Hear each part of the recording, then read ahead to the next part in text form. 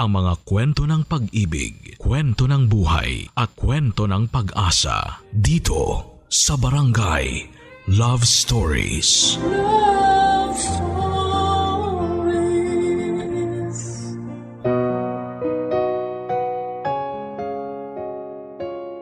Lahat tayo ay may tinatagong lihim na hanggat maaari ay gusto nating mabaon na lamang sa limot. Ang mga lihim na ito ay maaaring magbigay ng kaliwanagan sa ating nakaraan o maaaring makasira sa kasalukuyang samahan.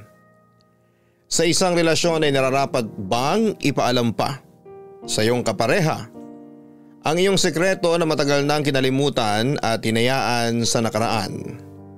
O kailangan pa ba itong malaman para sa mas matatag na samahan? Ito ang ating tunghayan sa bago nating kwento ngayong araw mula sa letter sender natin na si Shauna. Dito lamang sa mga kwento ng pag-ibig, buhay at pag-asa sa nangungunang Barangay Love Stories. Dear Papa Dudut, Happy Valentine's Day po sa inyong lahat. Gusto ko lang sanang ihabol ang love story ko para sa araw ng mga puso na sigurado akong inyong kagigiliwan. Papa Dudut, tawagin niyo na lamang po ako sa pangalang Shauna.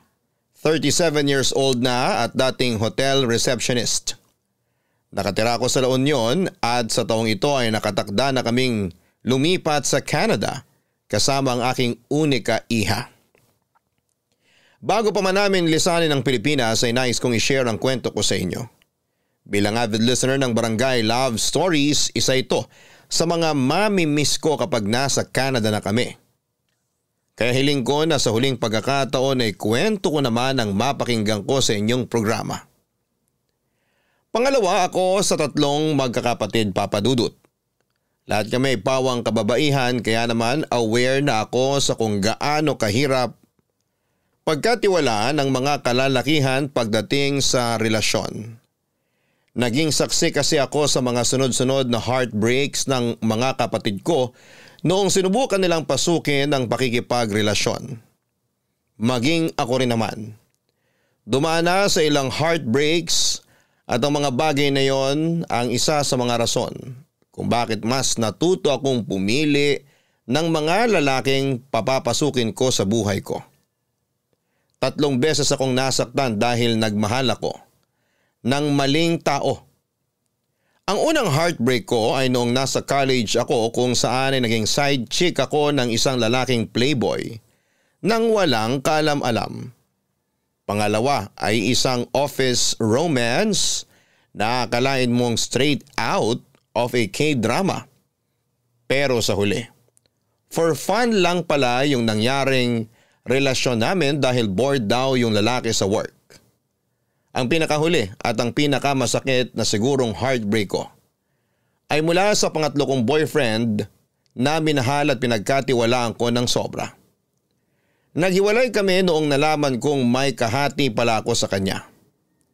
Nalaman ko kasi na sa loob ng mga taong pagsasama namin ay pumatol pala siya sa bakla, Papa Dudut.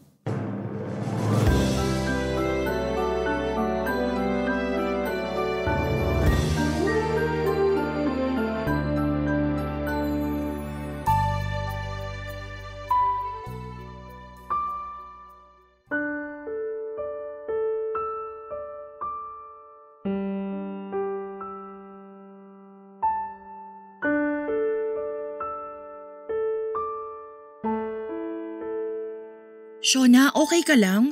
Ha? Oo naman. Bakit naman ako hindi magiging okay? Nabalitaan ko kay mama yung nangyari. Hiwalay na kayo ng boyfriend mo? Si mama talaga. Oo, wala na kami. Anong nangyari? Bakit kayo naghiwalay? Mahabang kwento, wag yun nang alamin. Makikinig ako kahit abutin pa tayo ng ilang araw. Umusog ka dyan, tatabi ako. Sandali lang, hindi tayo kasya dito sa upuan. Kasya tayo. Alisin mo kasi ang throw pillow dyan. Ayan, see? Kasya. So go, magkwento ka na. Anong nangyari? Ayoko muna magkwento. Hindi pwede. Kailangan mong ilabas yung nararamdaman mo ngayon. Kung sosolohin mo lang yung nararamdaman mo, hindi mo kakayanin. Naku, maniwala ka sa akin. Sige na, ate mo ko. Kaya i-share mo sa akin yung pinapasan mong sakit. Gusto mo ba talaga makihati sa sakit o baka gusto mo lang makichismis? Siyempre kasama na yun. Joke lang. O sige na, ano ba kasing nangyari? Baka naman pwede pa nating maisalba yung relasyon ninyo. Hindi na pwedeng isalvage tong relasyon namin. Sirang-sira na yung tiwala ko sa kanya at kahit ano pang gawin niya, hindi na mabubuo ulit yung tiwalang yun. Bakit? Nagloko ba siya? May ibang babae ba siya? May iba na siya, pero hindi babae. O ano? Lalaki? May ibang lalaki yung boyfriend mo? Oo, may lalaki siya ate. Ano? Teka. Sinasabi mo bang bakla yung boyfriend mo? Oo nga, paulit-ulit. Siyempre, gusto ko lang i-confirm. Sure ka ba rito? Kasi baka naman nagkakamali ka lang. Hindi naman siya mukhang bakla eh. Nahuli ko siya mismo, caught in the act sa isang parlor. Nadatnan ko siyang nakababa yung shorts niya habang niluluhuran siya ng parlorista na… Oo, wag mo nang i-detalye, gets ko na. My gosh! Shona, totoo? Saklap no? Never pumasok sa isip ko na magagawa yun ng boyfriend mo. Pero sandali lang, ano namang ginagawa mo sa parlor na yun? Tambayan kasi nila yung parlor na yun kasi malapit yun sa workplace niya. Gusto ko sana siyang i-treat ng dinner bago siya pumasok sa trabaho kaya pinuntahan ko siya sa bahay nila. Ang sabi sa akin ng nanay niya, lumabas na raw siya para mag-work. Di pinuntahan ko siya sa work niya. Pagdating ko doon, hindi pa raw siya dumarating, sabi ng manager. Nabanggit ng katrabaho niya na baka nakatambay siya sa parlor. Ayun, pinuntahan ko yung parlor na tinutukoy niya tapos doon ko na nakita yung kahalayang ginagawa nila. So anong ginawa mo nung nakita mo sila? Siyempre nandiri ako kaya umalis ako agad. Hinabol niya ako para mag-explain pero hindi ko na siya pinansin. Hindi mo siya binigyan ng chance para magpaliwanag? Anong paliwanag pa bang magsasalba sa kadugyutang ginawa niya? Pero sana pinakinggan mo man lang kung bakit niya nagawa yun. Nag-message siya sa akin. Kailangan lang daw niya ng pera kaya siya kumapit sa bakla. Pinuntahan ko yung bakla sa parlor. Tinanong ko siya kung gaano na nila katagal ginagawa yun. 1 taon na raw. Grabe! Yak! Nakakadiri! Pero alam ba nung bakla na may girlfriend yung tinitikman niya? Oo, at yung bakla pa yung matapang ha. Hindi ako confrontational na tao. Hindi ako marunong makipag-away kaya ang ginawa ko, hinayaan ko na lang sila. Nakipaghiwalay na lang ako. Dapat lang! Hindi ko ine-expect na matindi pala yung pangangailangan ng boyfriend mo. Kailangan talagang kumapit sa bakla para magkapera. Hindi ko nga rin alam na may financial problem pala siya eh. To think, napakarelihiyosong tao pa naman ng pamilya niya. Iba rin pala yung sakit no? Lalo na kapag nalaman mong bakla yung side chick. Parang, ano ako? Hindi ako sapat, ganun? Ay, hayaan mo na yung taong yon. Kung gusto niyang mamakla, di mamakla siya. Ang mahalaga, nakatakas ka na mula sa panluloko niya.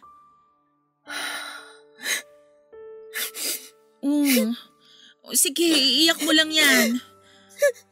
Ang hirap maloko. Parang wala lang sa kanya yung 5 years na pinagsamahan namin.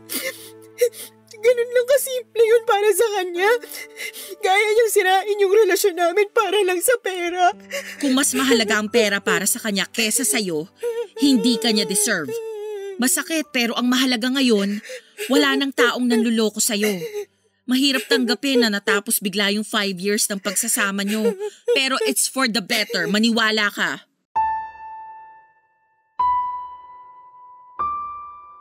Ang mahirap sa breakup lalo na kung nanggaling kayo sa isang mahabang pagsasama ay ang mga naiwan nitong alaala.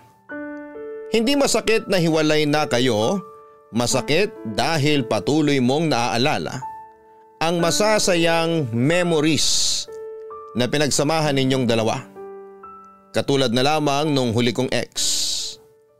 Matagal bago ako nakamove on mula sa kanya at siya ang may tuturing kong pinakamasakit na hiwalayang nangyari sa akin. Dahil nagkaroon na kasi kami ng daily routine. Nagtatrabaho siya bilang graveyard shift sa isang fast food at pagkatapos ng duty nito ay lagi niya akong tinatawagan sa umaga para gisingin ako. For the past years, siya ang nagsilbing alarm clock ko. Kada linggo naman ay sinasama niya ako sa church nila para makiservice dahil anak siya ng isang church worker. Siya ang dahilan kung bakit mas napalapit ako sa Diyos at natutong maging relihiyoso. Sa mga importanteng araw ng buhay namin katulad ng birthday, anniversary at Valentine's Day, palagi kaming lumalabas noon para mag-food hunting ng mga bagong bukas na restaurant at mga trending na kainan. Gumagawa pa nga kami ng sarili naming reaction video at food review for our own consumption. Sa loob ng 5 taon ay naging parte na ng bawat araw ko ang ex kong yon. Bawat lugar, bawat gawain, pati bawat meme sa Facebook ay meron akong alaala niya. Sa pagkawala niya ay hindi ko na alam tuloy kung papaano ko pa ipagpapatuloy ang mga susunod na araw ko na wala siya. Maraming natapos na routine ko noong naghiwalay kami at isa yon sa mga bagay na nami-miss kong gawin, Papa Dudut.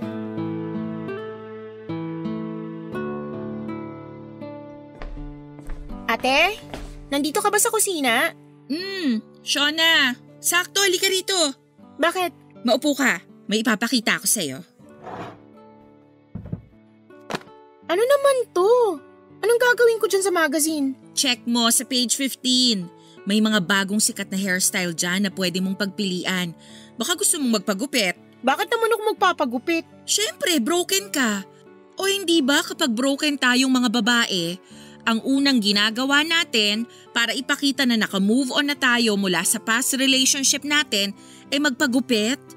New hair, new me. Ganon. Uso pa ba yun? Para saan? For validation?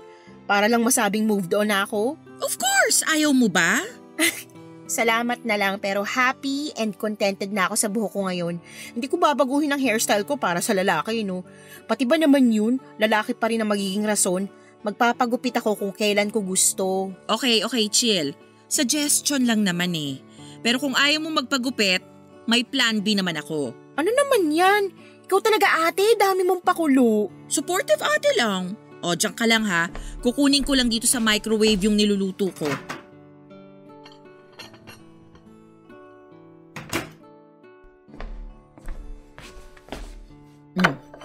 Ayan. Baked Mac? Oo. Di ba comfort food mo yan? Nabasa ko online na nakakatulong sa pag-move on ang pagkain sa mga comfort food ng isang tao. Parang stress eating, ganon. Sa dami ng pwedeng pagkain ihain, Baked Mac pa talaga? Oo, bakit? Ate, hindi mo alam ang kwento kung bakit naging Baked Mac ang comfort food ko. Bakit nga ba? Diyan kami nagkakilala ng ex ko. Nagunahan kami sa pagkuha nung natitirang Baked Mac sa isang convenience store nun. Doon na nag-start lahat. Ay, sorry. Hindi ko naman alam na may kwento pala yung Baked Mac na yan. Naku sayang, masarap pa naman to. Kasi pinatungan ko ng bechamel sauce tsaka niluto sa oven. Sige na, amin na. Sayang naman yung effort mo. Ayan, o sige. Pagsaluhan natin to. Palitan natin yung memory mo sa Baked Mac. Simula ngayon, kapag Baked Mac na ang pinag-uusapan, itong araw na to ang maaalala mo. Salamat. Ate, may tanong ako sa'yo. Oh, ano yon? Paano ka nakalimot mula sa heartbreak mo nun? Paano mo natanggap yung nangyari? Ako? Paano nga ba? Kung hirap sagutin yan kasi maski ako, hindi ko rin alam kung anong ginawa ko noon. Siguro, niyakap ko na lang yung sakit. Hinayaan kong masaktan ako. Hinayaan kong maramdaman ko yung sakit ng hiwalayan namin. Tapos, nasanay na lang ako sa sakit. Tayo naman kasi parang may sariling immune system din yung emotions natin The more na nararamdaman natin yung pain, the more na gumagawa ng paraan yung utak natin para ma-immune tayo sa sakit. So dapat hayaan ko na lang yung sakit na nararamdaman ko ngayon? Oo. Wala ka namang ibang choice. Wala namang pain reliever para sa mga ganyang klaseng sakit Kung meron, di sana wala nang takot ma-broken heart kapag nagkataon, diba? Gaano katagal? Ilang araw ang kailangan kong danasin bago ako masanay sa sakit? Hanggang sa matanggap mo na ang totoo na wala na kayo, na hindi siya para sa'yo. Ang hirap. Madaling magpanggap na okay lang pero mahirap tanggapin na hindi pa ako okay. Alam mo kung ano ang isang bagay na natutunan ko sa pag-ibig base sa mga heartbreak ko? Ano? Na huwag habulin ang pag-ibig. Huwag mo tong hanapin. Kasi malaki ang magiging chance na sa maling tao ka mapupunta. Paano mo naman nasabi? Hindi naman natin alam kung tama o mali yung pipiliin natin eh. Sa huli na lang yun nalalaman. Kaya nga sabi ko huwag habulin. Hayaan mo lang siyang kusang dumating. Kasi ang pag-ibig, gagawa yan ng paraan para mahanap at mapunta ka sa tamang tao. Di ba nga ang bawat kandado may sari-sariling susi yan? Kung hindi ikaw ang makakapagbukas nun, ibig sabihin, hindi ikaw yung susi. Hindi ko gets. So ano, tutunga na lang ako dito hanggang sa dumating yung tamang tao para sa akin? Hindi naman. Ay basta ang hirap kasing i-explain. Sigurado naman ako na one of these days, maiintindihan mo rin yung ibig kong sabihin. Sa ngayon, focus ka na lang muna sa sarili mo. Wala naman ako ibang bibigyan pa ng focus kundi sarili ko lang eh. Oo nga naman. Oh, kumain na nga lang tayo. Mabuti pa nga. Ayaw mo talaga magpagupit? Ayoko, hindi mangyayari ang gusto mo. Okay, bahala ka. Hindi ko gets noon si ate sa mga advice na ibinibigay niya sa akin. Naniniwala kasi ako na ang pag-ibig ay dapat tinatrabaho. Hindi ito basta na lamang kakatok sa pinto mo para magpakilalang siya na ang forever mo. Tao mismo ang gagawa ng sarili nilang forever at hindi ito dapat nakaasa sa tadhana lang. Pero kahit na ganoon ay sinunod ko ang sinabi ng ate ko na huwag na munang maghabol sa pag-ibig. Kaya siguro ako napunta sa mga maling tao ay dahil pinipilit ko ang pag-ibig para sa taong hindi naman pala para sa akin. Hindi naglaon ay natutunan ko rin namang kalimutan ng ex kong yon. Nakagawa ko ng panibago kong mundo nang wala siya. Akala ko mahirap nung una pero kapag natanggap mo na ang katotohanan ng hindi dapat, iniiyak ka ng isang taong manloloko ay madali na lang kalimutan ang lahat. Ibinaon ko sa limot ang past experiences ko at iniwan ko sa utak ko ang mga aral na natutunan ko. Taon ang dumaan, naging strong and independent woman ako na hindi umaasa sa lalaki. Ako na mismo ang gumagawa noon ng sarili kong kaligayahan. Sinanay ko ang sarili kong maging single sa puntong hirap na noong makaporma ang mga lalaking gusto kong ligawan. Dahil sa mga sugat sa puso ko ay naging mapili ako. At hindi basta-basta tumatanggap ng mga lalaking hindi naman worth it ng mga oras ko.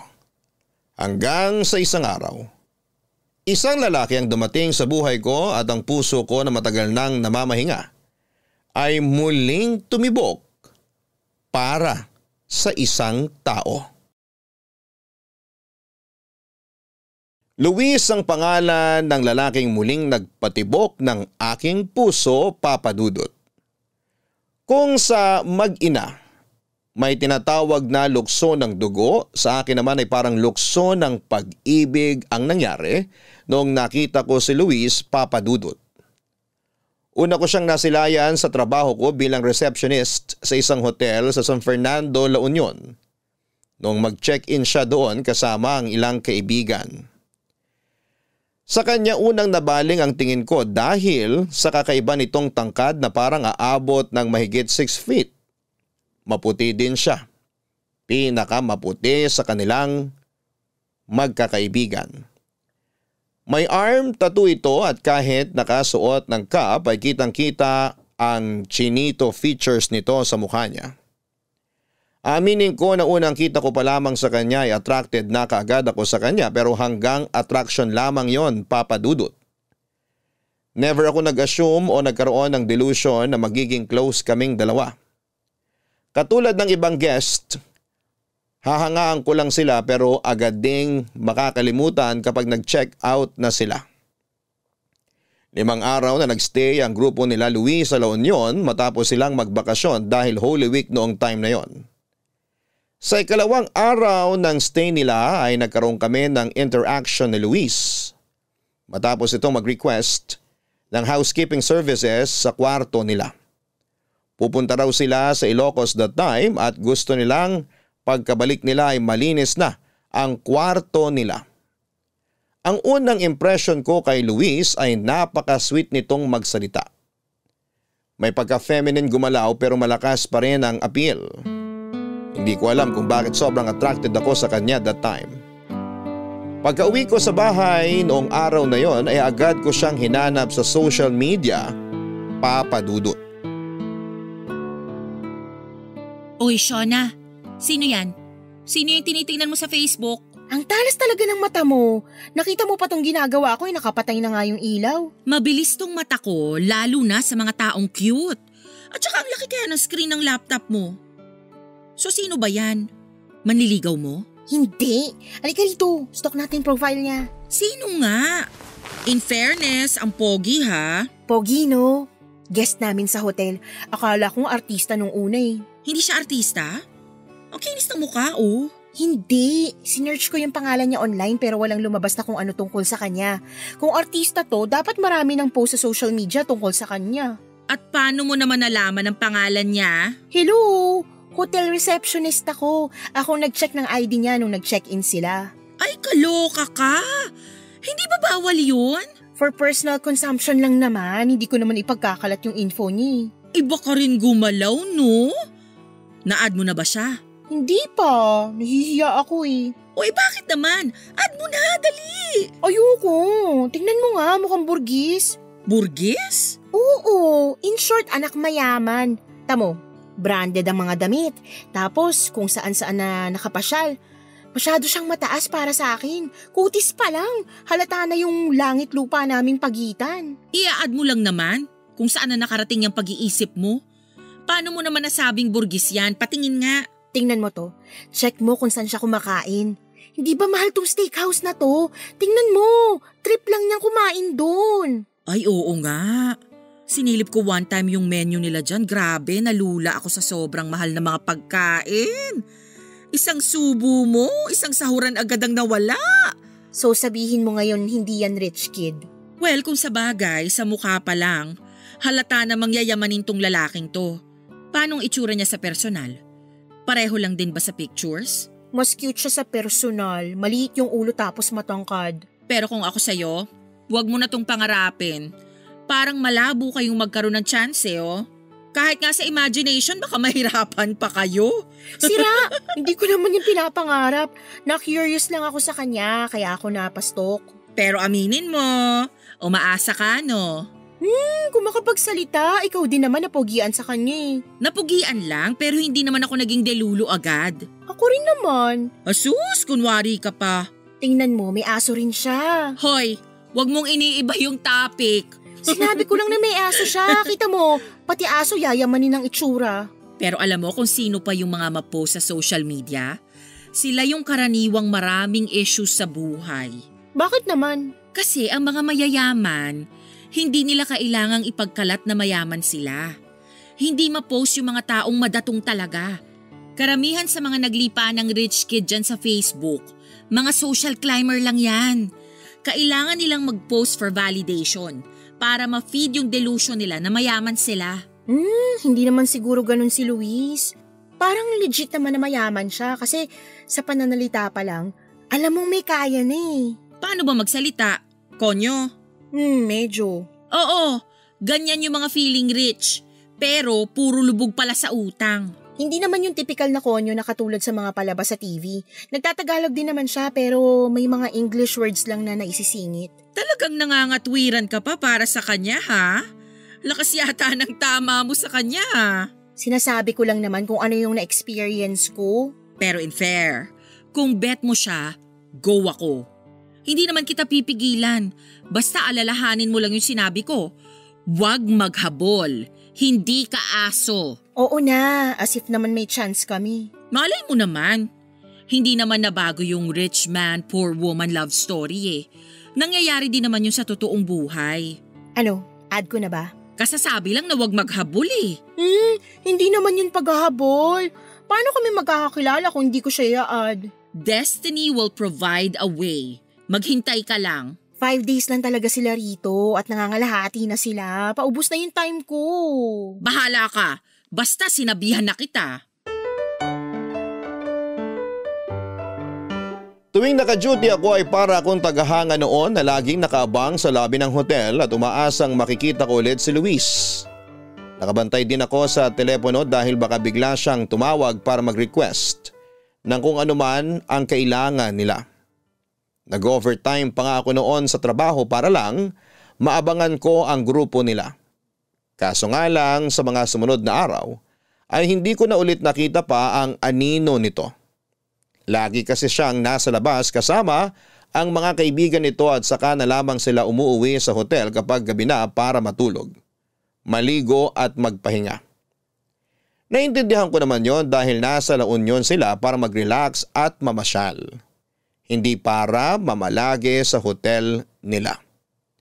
Akala ko noon ay hindi na ulit kami magkikita ni Luis, kaya itinuon ko na lamang sa iba ang atensyon ko. Actually, nawala rin siya sa isipan ko simula noong hindi ko na siya nakita pa.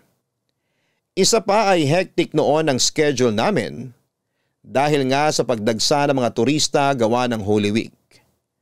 Ang hindi ko inaasahan, pagtatagpuin din pala kami muli ng panahon dahil sa huling araw nila sa kanilang bakasyon.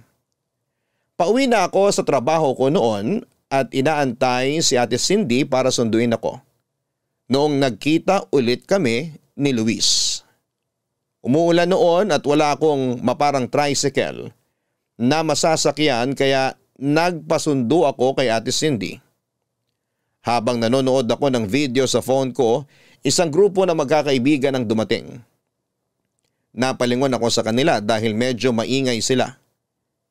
Biglang tumibok ng mabilis ang puso ko noong ma-realize ko kung sino sila.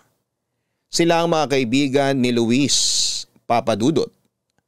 Agad na hinanap ng mga mata ko si Luis at noong mahanap ko siya ay hindi ko maiwasang mapangiti. Sobrang cute niya kasi. Napaka-perpekto ng mukha nito at sa ang anggulo mo man siya tingnan ay pogi pa rin. Habang pinagmamasdan ko siya, ang kilig na nararamdaman ko ay napalitan ng kaba noong na-realize kong nakatingin din pala siya sa akin at naglalakad na palapit sa pwesto ko.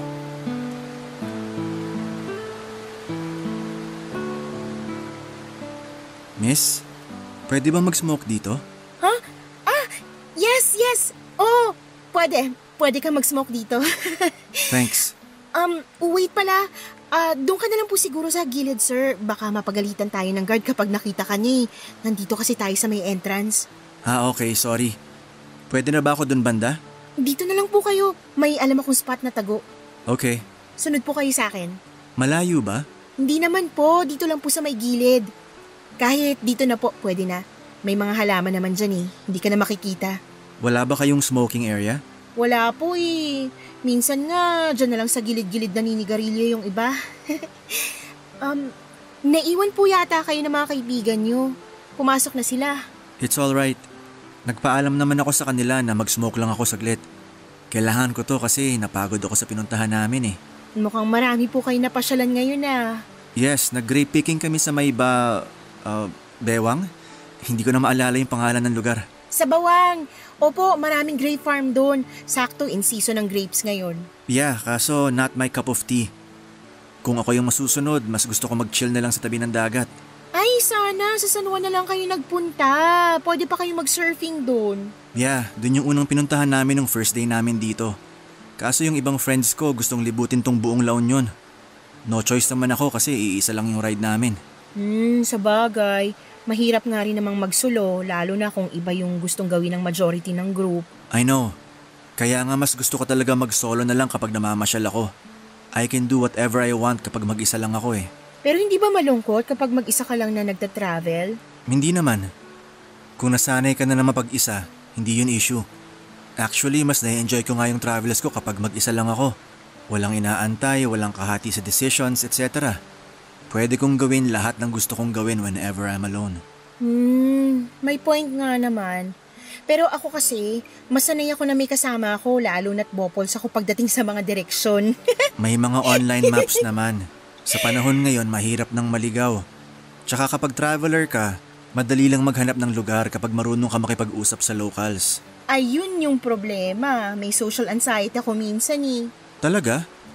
How come naging hotel receptionist ka kung may social anxiety ka pala?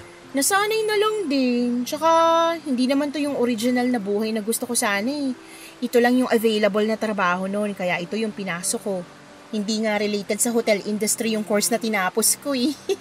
So you mean hindi ka nag-HRM or any hotel-related na course? Hindi. Computer science ang tinapos ko. Anong nangyari? Gaya ng sabi ko, ito yung available na trabaho. Tapos, nagtagal naman na ako kaya tinuloy-tuloy ko na. I see. Sorry, yung ate ko tumatawag. Go ahead. Mauna na rin ako. Baka hinahanap na ako ng mga kasama ko. Okay, sige po. Bye. Bye. Hello, ate. Nasaan ka na? Kanina pa ako nag-aantay dito sa tapat ng hotel. Ate naman, wrong timing ka eh. Aba, ikaw tong nagpapasundo tapos ako pa yung wrong timing? Hindi, ganito kasi yun. Kausap ko si Luis ngayon lang. Luis? Yung pogi sa Facebook na ini-stalk mo? Oo, siya nga. Nagyosi siya tapos sinamahan ko siya. Nagtsikahan kami. Shala! Kerengking ka talaga. Uy, wala akong ginawa. Siya yung kusang lumapit, FYI. Talaga?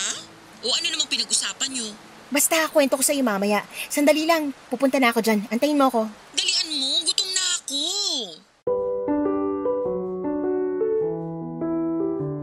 Inis na inis ako ng time na yon kay Ate Cindy kasi napaka-wrong timing ng dating niya. Kung kailan napapalalim na ang kwentuhan namin ni Luis ay saka naman siya dumating para sirain ang moment namin. Pero kahit papaano ay masaya ako dahil bukod sa nakita ko ulit si Luis ay nakausap ko pa siya at nagkaroon ako ng kaunting background sa buhay niya. Sa naging pag-uusap namin ni Luis, pakiramdam ko ay napakabait niyang tao. Napaka-soft spoken kasi niya. Lagi siyang nakangiti at very approachable at down to earth ang aura nito. Kahit na mukha siyang yayamanin. Dahil sa nangyaring interaction sa pagitan naming dalawa, ay nagkaroon ako ng lakas ng loob para i-add siya sa Facebook na agad naman niyang inaccept. Alam kong binilinan ako ni Ate Cindy na huwag maghabol ng pag-ibig. Pero kung tulad din lang naman ni Luis ang hahabulin ko ay kahit ilang kilometro pa yan ay hahabulin ko siya, Papa Dudut. Oo, medyo maharot ako sa part na yon pero isa lang naman akong hamak na babae na nahulog ang loob sa isang cute na tulad ni Luis. Pag-accept sa akin ni Luis, inintay ko na siya ang unang mag-reach out sa akin para hindi naman masyadong halata na gustong gusto ko siya. Pero noong nakaligot na kakain na ako, ay wala pa ring message sa akin si Luis. Siguro hindi lang talaga siya kasing interested sa akin katulad ng pagkakaroon ko ng interes sa kanya. Nang gabing yon ay hindi ako makatulog dahil sa kakaisip sa kanya. Kung ano-anong conversation starters na ang pumasok sa isipan ko. Para kung sakaling mag-message ako sa kanya ay worth it naman akong replyan niya. Pero bago pa man ako makapag-isip ng topic na i-message sa kanya ay inunahan na ako ni Luis.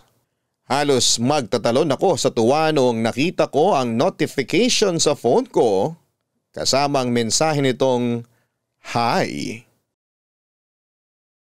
Papadudod sa Facebook nagpatuloy ang ugnayan namin ni Luis. Noong gabing yon ay magdamag kaming nagkwentuhan sa kung ano-anong topic na pwedeng mapag-usapan. Pumasok tuloy ako sa trabaho noong araw na yon ng puyat at walang tulog. During shift ay matyaga akong inintay na makita ulit si Luis kaso'y nalungkot ako noong nalaman kong nag-early check out na pala ang grupo nila. At umalis na nang hindi ko man lang namamalayan. Agad ko siyang minessage para itanong kung anong nangyari dahil akala ko ay mag-i-extend pa sila ng 2 pang araw. Gabi na noong natanggap ko ang reply sa akin ni Luis at tumingi siya ng tawa dahil hindi na siya nakapagpaalam. Kadarating lang daw nila sa Manila that time kaya siya late nakapag-reply. Ang rason kung bakit sila maagang umuwi ay dahil nagkaroon daw ng emergency ang isa sa mga kaibigan nila. Hindi man ulit kami nakapag-usap ni Luis ay nagpatuloy naman ang connection namin online. Sa mga sumunod na buwan ay in-entertain namin ang isa't isa. Pero ang pagiging malayo namin ang naging dahilan kung bakit kalaunan ay lumabo rin ang interest namin sa bawat isa. Tumagal ng tumagal ang bawat reply namin sa isa't isa hanggang sa tuluyan ng naputol ang communication namin. Mabilis din naman akong nakamove on mula sa kanya dahil wala namang masyadong nangyari sa pagitan namin. Pero isang taon nang lumipas ay nagulat na lamang ako nung isang araw ay bigla na lamang ako nakatanggap ng tawag mula kay Luis Papadudut. Grabe, sa panahon ngayon, sobrang hirap na talagang i-maintain yung magandang relationship, no? Oo nga eh. Hindi ko in-expect na maghihiwalay din pala yung celebrity couple na yun. In love sila sa isa't isa dati. Love is not constant, ika nga nila. Hindi palaging ganun kalalim yung pagmamahal mo sa isang tao. May times na nawawala rin yun. Kaya nasa tao na lang talaga kung ipagpapatuloy pa nilang mahalin yung partner nila. 10 years? Sayang din yun. O bakit? May 20 years nga naghihiwalay pa rin eh. Ang saklap. Ang sakit siguro nun, no? Ang haba-haba ng pinagsamahan nyo para matapos lang ng ganun. Kung pareho naman nilang choice yun, wala tayong magagawa. Siguro hindi na sila masaya sa isa't isa. Kaya the best choice na lang siguro maghiwalay. Sana hindi mangyari sa akin yung ganun. Hindi mangyayari yun sa'yo. Single ka naman eh. Siyempre kapag nagkaroon na ako ng boyfriend or asawa, hindi ko rin naman gustong matulad sa kanila. Bakit, ikaw gusto mo ba? Di rin. Kaya dapat ikaw, kapag nakahanap ka ng lalaki, hindi yung mahal ka lang ngayon.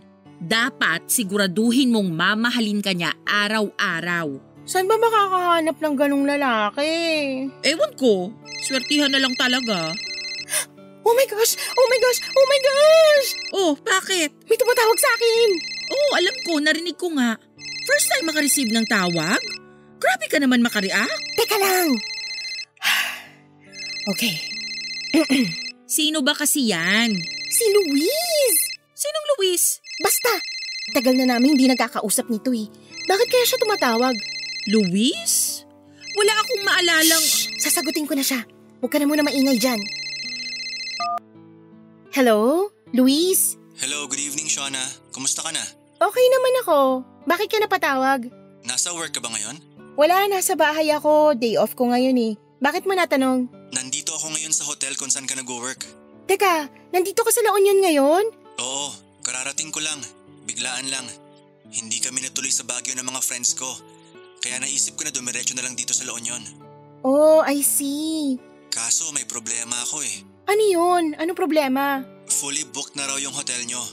Sinubukan ko mag-book ng ibang accommodation online kaso wala na rin akong mahanap eh. Marami kasing nagbabakasyon ngayon kasi Pasko. Na-try mo na ba sa isang hotel? 3 kilometers from there? Oo. Kanina pa ako naghahanap kaso wala talaga eh. Pwede bang humingi ng favor? Pwede bang pa-check kung may available pa sa hotel nyo? Sige na oh. Baka lang may available pa. Okay, sige. Susubukan kong tawagan yung naka-duty ngayon. Tatawagan kita ulit mamaya. Okay, thank you very much. Oh my gosh! Nandito si Luis! Sino ngang Luis? Ipakilala mo naman sa akin. Si Luis, yung cute guy na guest ko noon last year. Hindi mo na maalala? Yung Borges? Oo, siya nga. Ay, sosyal. May contact pa pala kayo. Actually, hindi na kami nag-uusap kaya nagulat nga ako ngayon nung bigla siyang tumawag. Naalala niya pa pala ako hanggang ngayon. O bakit naman daw napatawag? Ano raw ang kailangan? Wala siyang mapag-check-in na hotel. Nagpapatulong siya sa akin. Kaya ka naman pala naalala kasi kailangan ng tulong. Kailangan man niya ng tulong o hindi, ang mahalaga, naalala niya ako. Ay, diyan ka na muna. Tatawag lang ako sa hotel. Talande. Malaki ang ipinagbago ni Luis simula nung huling pagkikita namin. Wala na akong update sa kanya noon at madalang din naman siyang mag-post sa Facebook niya kaya nagulat ako sa bagong itsura nito.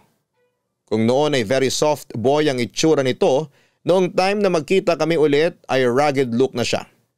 Tinubuan ng mga balbas ang mukha nito pero kahit ganoon ay hindi pa rin naman siya dugyot tignan.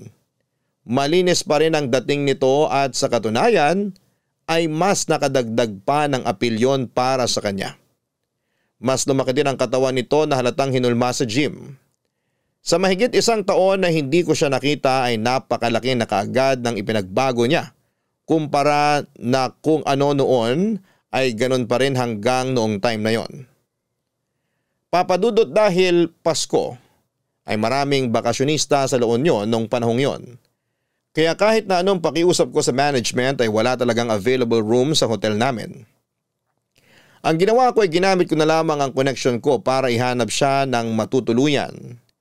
May isang hotel kaming nakita na fully booked na rin pero may isang room sila na magiging available na kinabukasan. Agad itong kinuha ni Luis at nagpa siya kaming sa amin na lang muna siya tutuloy sa gabing yon. Gulat na gulat noon ng mga kapatid at magulang ko nang bigla na lamang akong nag-uwi ng lalaki sa bahay. Kung ano-ano ang iniisip nila kesyo buntis daw ako at kailangan ko nang magpakasal. Mabuti na lamang at inexplain din namin kaagad ang sitwasyon at naalala din ni Ate Cindy kung sino si Luis matapos ko siyang ipakilala. Nang gabing yon ay nagaya si Luis na kumain sa labas para pasalamatan ako sa ginawa kong pagtulong sa kanya.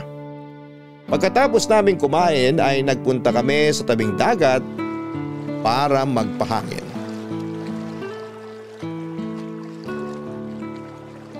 Masarap pala tumambay dito sa beach kapag gabi, no? Oo naman, lalo na dito sa part na walang masyadong tao, malayo sa mga bar. Tahimik, masarap sa pakiramdam. First time ko lang magpunta sa dagat ng gabi. Totoo? Oo. One of the reasons kung bakit nahilig ako magpunta sa beach ay dahil sa sunset. Napakasirin kasi ng moment. Lalo na kapag golden hour na. Yung papalubog na yung araw. Oo, maganda nga yun. Isa yan sa mga bagay na sinuwerte kami dito sa La Union. Araw-araw namin nakikita yung paglubog ng araw. Nakakainggit ka nga eh. Sa Manila kasi sa sobrang dami ng buildings, pahirapan tuloy makapanood ng sunset. Unless maghanap ka talaga ng lugar which is hindi ko na nagagawa dahil nga busy din naman ako sa buhay. Kaya ka lagi nagpupunta dito sa LU? Oo. Palawan, Boracay, El Nido. Marami na ako napuntahan. Pero hindi ko alam kung bakit may lugar na sa puso ko tong San Juan Beach.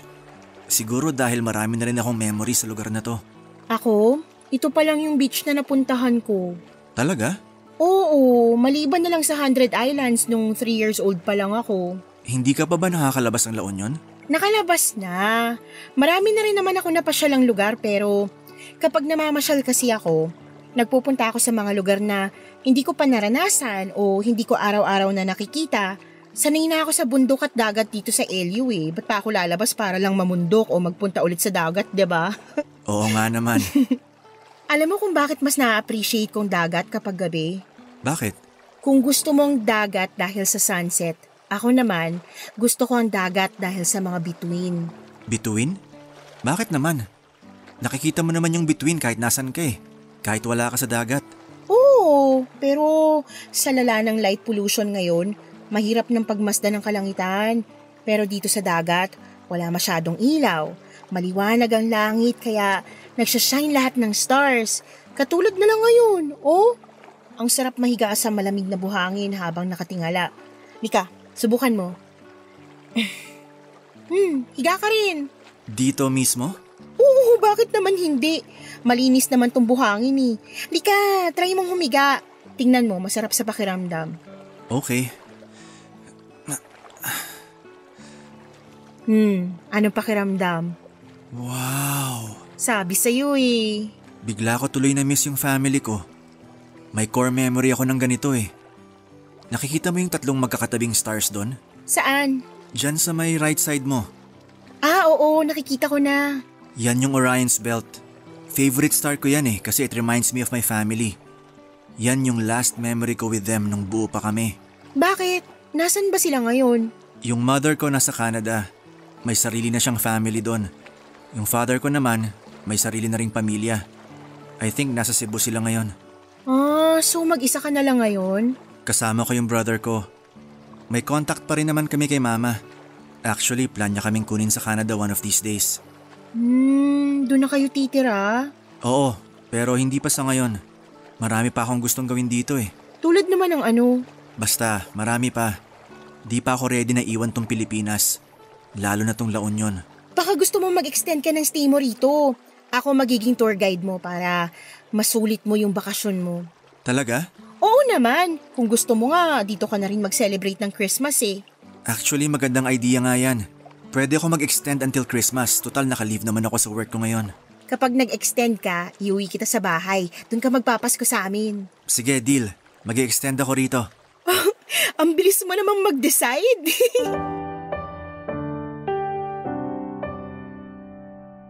Ako ang nakasama ni Luis sa naging Christmas vacation nito. Nakipag-usap ako noon sa mga katrabaho ko para makipagpalitan ako ng schedule para lamang mapagbigyan ko si Luis at para na rin may pasyal ko siya sa buong La Union. Kung kinakailangang umabsent pa ako sa trabaho noon ay gagawin ko. Maganda naman po ang record ko sa work kaya sigurado kung hindi yun problema para sa management. Papadudot isa yon sa mga Paskong hindi ko makakalimutan. Iba rin pala kasi sa feeling na i-celebrate ang diwa ng Pasko kasama ang isang estranghero. Sa pamamagitan noon ay nakapag-open up ako kay Luis without judgment. Nakakapagsabi ako ng opinyon ko nang hindi nabibigyan ng mali siya. Bukod doon ay nalibre pa ako ng pagkain at nakapamasyal. Good listener si Luis pero marunong din siyang magbigay ng saloobin nang hindi nakakainsulto lalo na kung magkaiba kami ng opinyon. Sa loob ng 3 araw na pamamasyal naming dalawa ay never akong nakaramdam sa kanya ng awkwardness. Very gentleman siya, maalaga at protective. Akala ko noon, ako lang ang nag-enjoy sa pagsasama naming dalawa. Hindi ko alam na maging siya ay nagustuhan din pala ang stay niya sa La Union kasama ako. Kaya naisipan niyang mag-extend pa ng bakasyon hanggang sa Pasko. At dahil wala naman siyang kasamang mag-celebrate ng Christmas noon ay in-invite ko na lamang siya sa bahay para doon mag-celebrate kasama ang pamilya ko. Doon na niya nakabanding ang mga magulang at kapatid ko, Papa Dudut. Umuwi si Luis bago ang New Year. Pero kahit magkalayo ay nanatili ang communication naming dalawa sa mga sumunod pang buwan. Hanggang sa ang pagkakaibigan naming dalawa ay na-develop sa pag-iibigan. Hindi na lang attraction ang naramdaman ko sa kanya noon dahil cute siya. Kundi may feelings na rin itong kasama dahil sa napakaganda nitong personality. Hindi siguro kayo maniniwala, Papa Dudut, pero ako po ang unang nag-confess kay Luis ng pagmamahal ko sa kanya. Pinag-usapan naming dalawa kung gaano ba kami kaseryoso sa nararamdaman namin para sa isa't isa. At kung kakayanin ba naming magkaroon ng long distance relationship. Matapos i-consider ang mga pros and cons ng relasyon namin ay nag-decide kaming pumasok sa isang relasyon. Mahirap ang magkaroon ng LDR boyfriend dahil hindi ka makakatanggap ng update sa buhay niya unless siya mismo ang mag-update sa'yo. Pero sa kaso ni Luis, spoiled na spoiled ako sa mga update. Oras-oras ay nagme-message siya sa akin na maganap niya at doon ko lang na-realize na napaka-busy pala niyang tao. Maya't maya ang mga pinupuntahan niyang events, work-related man o for personal reasons. Minsan kapag nakakapag-leave ako ay bumibisita kay Luis sa Maynila. Usually kapag nasa Manila ay 2 lamang kami na magkasama. Lahat ay nakaschedule na lakad niya kasama ang kaibigan niya ay kinakancel niya. Para sa akin kaya wala rin akong chance noon na kilalanin ang mga friends niya. Maliban sa mga importanteng tao talaga. Karaniwan si Luis ang nagpupunta sa La Union para bisitahin ako. Mahilig kasi siya sa dagat at ang dagat sa San Juan ang isa sa mga pinaka-paborito niyang lugar. Maliban doon, may rason na raw siya para mag-LU palagi at ako raw yon. Tumagal ng 3 years ang relasyon namin bago dumating ang pinakamalalang pagsubok sa pagsasama namin, Papa Dudut.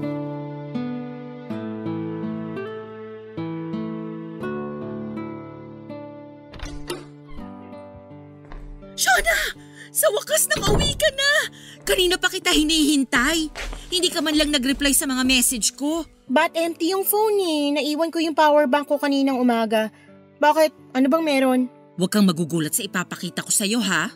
May sinend kasi sa aking video yung kaibigan ko. Anong video? Video ni Luis. Luis? Anong klaseng video? Mas maganda kung panoorin mo na lang. Halika rito. Patingin nga. Play mo na. Familiar ba yung lalaking nakaitim? Si Luis yan, di ba? Hindi ko sure. Si Luis yan. Hawig na hawig niya oh. Bakit ganyan siya sumayaw? Parang bakla. Kanino ba galing tong video na to? Sandali lang. May mas grabe pa dyan. Antayin mo. Ayan na. Hinahalikan niya yung kasayaw niyang lalaki. Hindi. Hindi si Luis yan. Baka naman kamukha lang niya yan. Imposibleng si Luis yan. Kahit sa ang anggulo mo tignan, si Luis yung nasa video. Nakita mo ba kung paano siya gumalaw? Daig pa niya yung babae kung gumiling. Grabe makatwork! Sobrang wild! Hindi siya yan. Paano mo mapapatunayan na si Luis yan? Shona, ikaw ang girlfriend ni Luis. Mas ikaw ang nakakaalam kung siya ba yung nasa video o hindi. Hindi nga siya yan, ano ba? Mas magaling ka pa sa akin eh. O wag kang magalit sa akin. Tinutulungan lang kita para hindi na ulit masaktan yung puso mo. So anong gusto mong palabasin? Nabakla si Luis? Ano ba yung nakita mo sa video? May kasayaw siyang lalaki, di ba? Mas malambot pa sa sex bomb yung katawan niya kung sumayaw. Ang malala, hinalikan pa niya yung kasayaw niya sa harap mismo ng mga tao. Ano sa tingin mo, hindi ba bakla yung ganung asta? Hindi lang yung simpleng halik, Shona. Nilaplap niya yung kasama niya. Tama na! Oh sorry, nadala lang ako. Hindi ko rin naman inaasahan na ganun pala yung boyfriend mo eh. Saan mo nakuha yung video na yan? Sinento sa akin ng kaibigan ko nung college. Naging kaibigan daw niya si Luis nung nasa Maynila pa lang sila. Nagkakilala sila sa bar. O hindi ba mahilig din mag-bar si Luis? Hoy, Shona! Sandali, nag-iisip ako. Pinoproseso pa ng utak ko yung napanood ko. Kung gusto mo, ikaw na lang mismo makipag-usap sa kaibigan kong yon. Kaya raw niyang magbigay ng pruweba na si Luis nga yung nasa video. Bakla ang boyfriend ko? Bakit? Anong klaseng trip to? Pinaglalaroan ba ako ng tadhana? Binigyan ako ng ex na namamakla tapos ngayon, boyfriend na bakla? Siguro mas makakabuti kung si Luis na lang mismo ang kausapin mo tungkol dyan. Mas maganda yung maliwanagan ka. Kung totoo mang bakla siya, bakit ngayon ko lang nalaman? Paano niya naitago yun sa akin? Eh hindi naman kasi ganun kadaling malaman ang sexualidad ng isang tao eh. Masyadong komplikadong bagay na yan. Kasi ang sexuality, hindi naman yan black and white lang. Kaya nga rainbow ang kulay nila, di ba? Kaya nga LGBTQIA+ ang tawag sa komunidad nila dahil maraming klase yan. At kung ano man si Luis sa mga letrang yan, yun ang dapat mong alamin. May mga bakla na halata, may mga bakla na hindi mo aakalaing bakla. Nasa kanya-kanyang gender expression nila yan. Pero kitang-kita sa video kung anong klase siyang bakla. Mas malandi pa siyang sumayaw kaysa sa akin eh. Ibig bang sabihin no, nagpapanggap lang siya sa loob ng mahigit 3 taon na pagsasama namin? Isang video lang yung napanood natin. Katulad nga ng sinabi ko, mas mabuting siya na lang ang kausapin mo mismo tungkol dyan. Tsaka para na rin sa… teka! Saan ka pupunta? Sa kwarto. Hindi nagpa-function ang utak ko ngayon. Gusto ko na lang muna mapag-isa. Nandito lang ako kung gusto mo nang makakausap.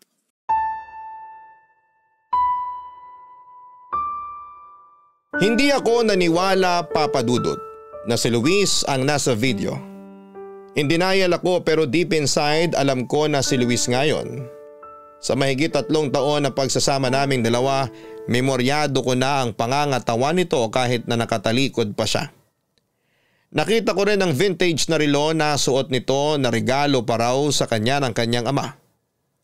Lumubog ang puso ko noong nakita ko ang video. Alam kong siya yon pero ayaw itong tanggapin ng puso ko. Sobrang nalito ako that time. Hindi ko na alam kung ano ang iisipin ko dahil sa video. Ayoko mang aminin pero iba ang Luis na boyfriend ko sa Luis na nakita ko sa video. Sinasabi ng utak ko na bading si Luis pero ayaw itong tanggapin ng puso ko. Gusto ko siyang bigyan ng benefit of the doubt, kaya ako mismo ang gumawa ng investigasyon. Ang una kong ginawa ay kinausap ko ang kaibigan ni Ate Cindy na nagmamay-ari ng video. Nakita raw niya ang pamilyar na mukha sa post ni Ate Cindy sa Facebook noong nagkaroon kami ng family picture kasama si Luis. Tinanong niya kung sino yon at noong ipinakilala siya ni ate, ay na-realize nito na siya rin ang Luis na naging kaibigan niya noon sa Maynila. Dati raw nakatira sa Manila ang kaibigan niyang yon. Nakilala niya si Luis sa isang bar na catered para sa mga LGBTQ+ community. Nakabuo sila ng sariling circle of friends within the community. Para patunayan ang mga sinasabi nito ay nagpakita pa nga siya ng mga pictures nilang dalawa na magkasama. Pero ang sabi ng kaibigan ni Ate Cindy ay matagal na raw yung mga video at pictures na yon. 3 to 4 years ago na raw ang mga kuhang yon at since then ay wala na siyang balita kay Luis dahil bumalik na siya sa La Union para doon tumira. Hindi ko ma-explain kung ano ang naramdaman ko ng mga time na yon matapos kong makumpirma ang lahat.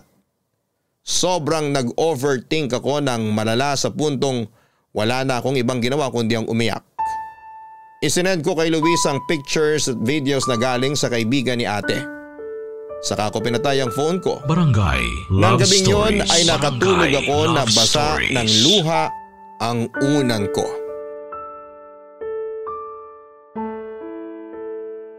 O Shona, hindi ka pumasok ngayon? Day off ko ngayon.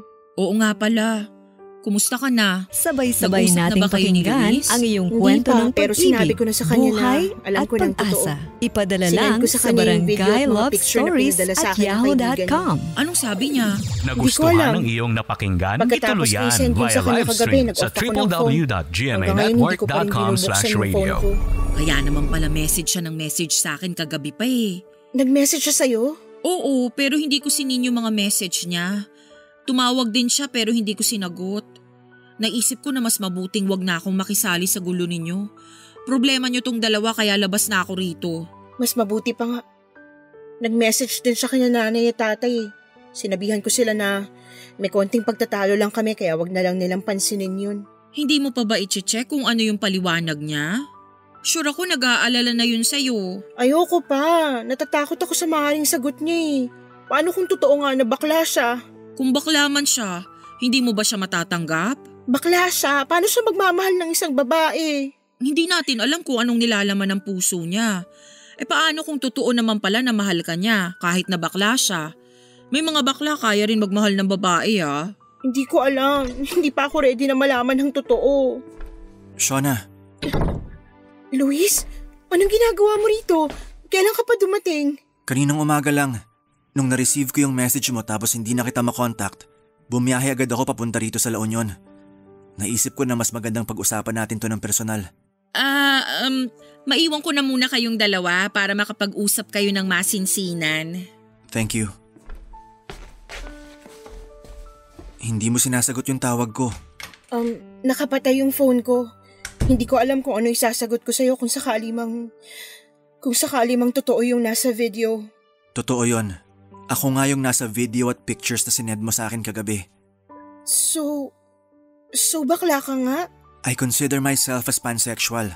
Yun ang sexual orientation ko. Pansexual? Ano na naman yun? Ang ibig sabihin nun, nagkakagusto ako sa tao, anuman ang kasarian nila. Pero paano yun? Paano nangyari yun? Shona, hindi ako nakabase sa gender ng isang tao. Hindi naman yung gender nila yung minamahal ko kundi yung tao mismo. Whether babae ka man, lalaki, lesbian, trans, kung gusto kita, gusto kita. At ngayon, ikaw yung gusto ko. Ikaw yung mahal ko. Yung lalaki sa video na hinalikan mo, nakarelasyon mo rin ba siya? Oo, ex ko siya. Kasama ko siya noon nung nagbakasyon kami rito nung Holy Week. Siya rin yung reason kung bakit hindi natuloy yung Baguio trip namin noon at mag-isa ako nagbakasyon dito sa La Union nung Christmas. Naghiwalay kami. Ibig sabihin nung nagpasko ka sa amin, kahihiwalay niyo lang nung ex mo? Hindi.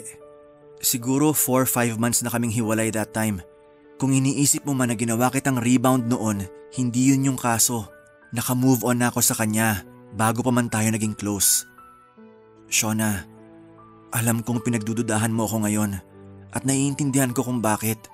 Pero sana wag mong pagdudahan yung pagmamahal ko sa'yo kasi totoo tong nararamdaman ko. Bakit hindi mo sinabi sa akin na ganito ka pala? Hindi ko naman inakala na issue pala yun eh. Para sa akin kasi wala lang yun. Wala lang yun para sa'yo pero para sa akin big deal yun. Ang hirap lang isipin na yung boyfriend ko may ex na lalaki. Ang hirap tanggapin. Shona, sana naman lawakan mong pag-iisip mo. Sa mundo natin, hindi lang lalaki at babae ang nabubuhay. Alam ko, hindi ko lang inaasahan na ganito yung mangyayari. Ngayong alam mo ng totoo, nagbago na bang tingin mo sa akin? Hindi ko alam. Hindi pa ako makapag-isip ng maayos ngayon eh. Mas maganda kung hayaan mo na lang muna ako. Kung yun ang gusto mo, bibigyan kita ng space. Pero please, huwag mo naman akong iwan.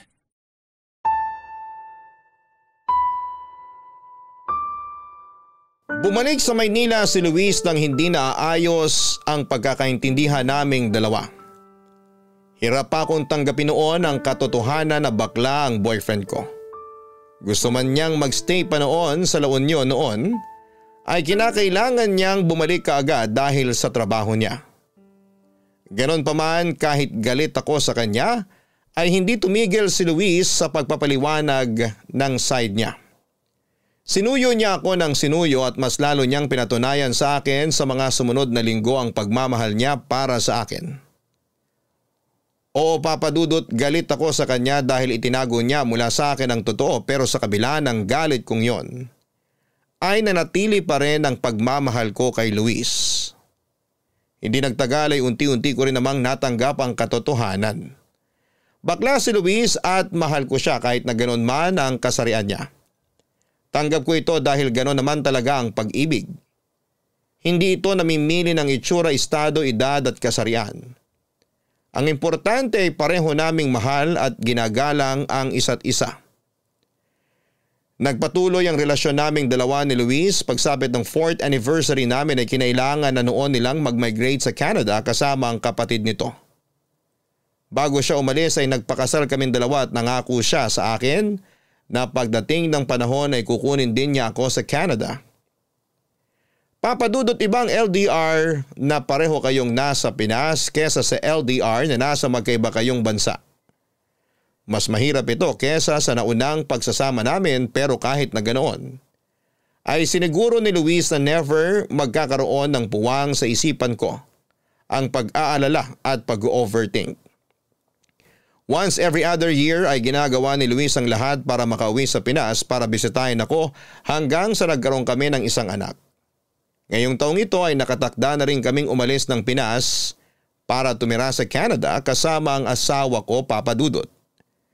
Ito ang kwento namin ni Luis. Sana'y napakilig namin ang inyong Valentines. Maraming salamat po, Papa Dudut, ang inyong forever kapuso at kabarangay, Shona. Mga kabarangay, tandaan na ang tunay na pagmamahal ay walang pinipiling kasarian. Maging bukas sana tayo sa pagkakaroon ng malayang pag-ibig at naway tanggapin natin ang lahat ng uri nito. Sapagkat sa huli, mas importante ang tapat at wagas na pagmamahalan ng dalawang nag-iibigan. Hanggang sa muli mga kapuso, mga kabarangay, ako po ang inyong si Papa Dudut sa mga kwento ng pag-ibig, buhay at pag-asa sa Barangay Love Stories number 1. Barangay Love Stories. Barangay Love Stories. Nakakaantig naman talaga ang ating kwento. Ikaw ba, kabarangay? Nakarelate ka ba sa story natin ngayon?